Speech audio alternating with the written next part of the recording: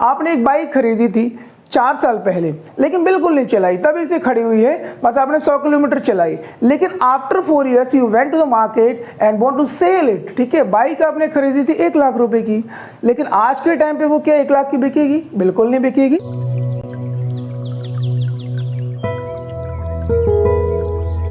So good evening guys, chanting Chanakya academy की live with economics series में आपका स्वागत है।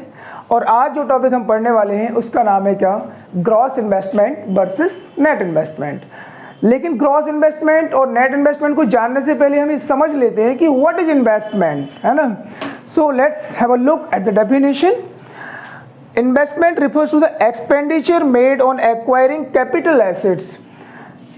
जो भी हम कैपिटल एसेट्स एक्वायर करने पे, परचेज करने पे खर्चा करते हैं उसको हम क्या बोलते हैं? इन्वेस्टमेंट बोलते हैं, ठीक है ना। सपोज करो हमने क्या करी, एक कार खरीद ली, वो हमें टैक्सी के रूप में चलाना है, दैट इज एन इन्वेस्टमेंट।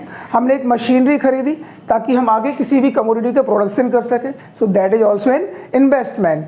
हमने क्या खरीदी? बिल्डिंग खरीदी, है ना, ताकि हम उसमें एक कमर्शियल कॉम्प्लेक्स बना सकें, so that is also an investment. Okay, now we come to the gross investment and net investment. I hope कि आपको इन्वेस्टमेंट वाला पॉइंट क्लियर हो गया होगा। अब आते हैं हम ग्रॉस इन्वेस्टमेंट। डेफिनेशन पे देखते हैं सबसे पहले। Total expenditure incurred on acquiring capital asset और total addition made to capital stock in an economy.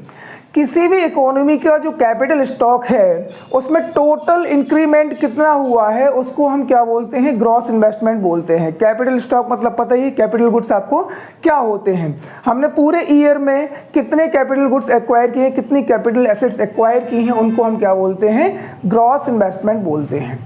Now we come to the net investment. Actual expenditure incurred on acquiring capital assets. Actually हमने कितना expenditure किया है capital asset को acquire करने में, उसको हम क्या बोलते हैं? नेट इन्वेस्टमेंट बोलते हैं, ठीक है ना। अभी अगले पॉइंट से आपको और ज़्यादा क्लियर हो जाएगा। Depreciation, it includes depreciation whereas it does not include depreciation. Here comes the point. Gross investment जो होता है उसमें हम डेप्रिसिएशन को भी इंक्लूड करते हैं। मतलब क्या हुआ कि सपोज करो हमने पूरे साल में हमने एक मशीनरी खरीदी 10 लाख रुपए की और पुरानी मशीनरी को रिपेयर करने पे हमने 1 लाख रुपए खर्चा किया। सो हमारे यहाँ पे ग्रॉस इन्वेस्टमेंट कितना हो गया? 11 लाख रुपए हो गया। मतलब डेप्रिसिएशन का जो डेप्रिसिएशन हुआ था उसको कंपनसेट करने के लिए, उसको पूरा करने के लिए हमने जो खर्चा किया वो भी ग्रॉस इन्वेस्टमेंट में आएगा, ठीक है। लेकिन नेट इन्वेस्टमेंट में क्या आएगा? It does not include depreciation. मतलब इसमें सिर्फ हमने न्यू एसेट जो खरीदी है 10 लाख रुपए की, only that part will be included in net investment. So this was the concept. Now we come to the importance. क्यों पढ़ते हैं हम ग्रॉस इन्वेस्टमेंट और क्यों पढ़ते हैं हम नेट इन्वेस्टमेंट? ये हमें क्या देता है ग्रॉस इन्वेस्टमेंट? कि पूरे फाइनेंशियल ईयर में हमने टोटल कितना पैसा खर्च किया है कैपिटल एसेट्स को एक्वायर करने में, इसे हम पता चलता है ग्रॉस इन्वेस्टमेंट से। नेट इन्वेस्टमेंट से हमें क्या पता चलता है कि एक्चुअली हमने कितना पैसा खर्च किया है किसके ऊपर? कैपिटल एसेट्स के ऊपर, actual expenditure incurred. Okay, now we come to the calculation कि ग्रॉस इन्वेस्टमेंट की कैलकुलेशन हम कैसे करते हैं और नेट इन्वेस्टमेंट की कैलकुलेशन कैसे करते हैं। So here is the formula. Gross investment is equal to net investment plus depreciation. नेट इन्वेस्टमेंट में हमें डेप्रिसिएशन की वैल्यू भी ऐड कर दी तो हमें ग्रॉस इन्वेस्टमेंट मिल जाएगा।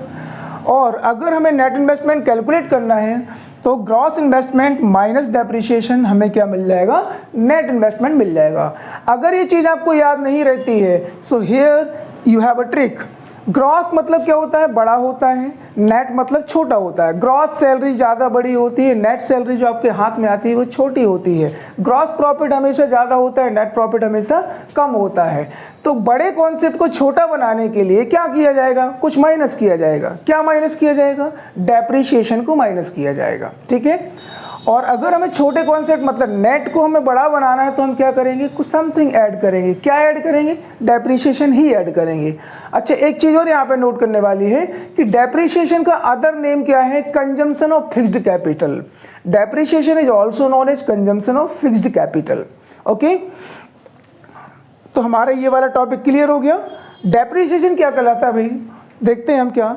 Depreciation refers to the fall or reduction in the value of assets due to 3 reasons: normal wear and tear, passage of time and last one क्या है हमारा, ऑब्सोलेसेंस। ठीक है, क्या होता है, नॉर्मल वियर एंड टियर, जब भी हम किसी एसेट को यूज करते हैं तो उसमें टूट फूट होती है जिससे उसकी वैल्यू कम होती है। ये फर्स्ट पॉइंट हो गया हमारा।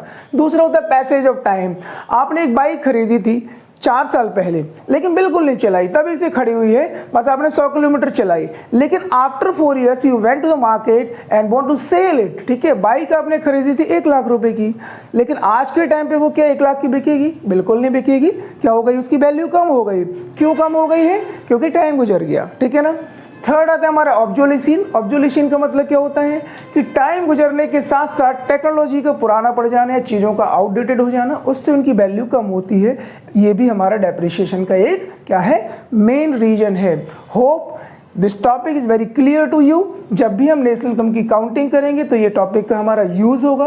किसी भी ग्रॉस कॉन्सेप्ट को नेट बनाने के लिए हमें डेप को माइनस करना होगा, किसी भी नेट कॉन्सेप्ट को हमें ग्रॉस बनाने के लिए हमें डेप को प्लस करना होगा।